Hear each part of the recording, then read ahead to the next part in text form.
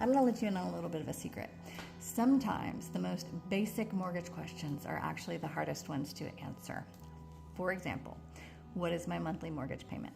Because between you and me, I know the only two things that you really give a hoot about is how much is it going to cost me to get into this house and how much is it going to cost me every month after that.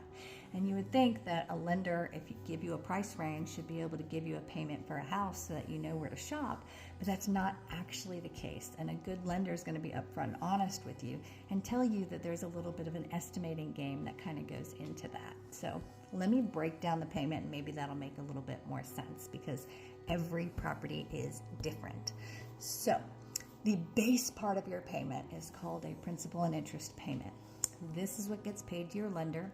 It is the cost of your loan amount with the cost of your interest rate over the term of your loan. There's lots of calculators online that you can use, but for example, a 30-year fixed rate loan at $400,000 for 6.5%, it's going to be about $2,500 a month. That is your base payment, principal and interest. But now we got to add a few things on top of that. So if you're putting less than 20% down, which yes, you can do, then you're likely going to have some type of mortgage insurance built in. It might be called something different based on your program, but it's a monthly premium that's paid to protect your loan. And the cost is just going to vary based on a lot of different factors. So your loan officer can get you a pretty good estimate on that. And then you're going to have your escrows. Well, you hear the word escrows all the time. What are escrows? Escrows are actually just a prepaid savings account that the lender holds on to pay your property bills when they become due.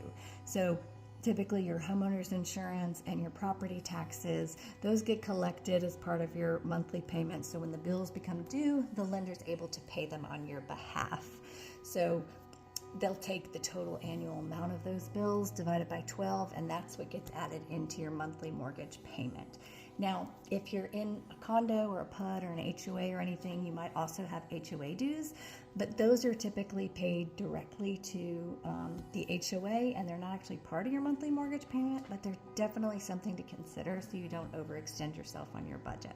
So, again, to recap, your payment's going to be made based on your principal and interest, which is your loan amount and rate, mortgage insurance if applicable, and then your escrows for homeowners insurance and property taxes.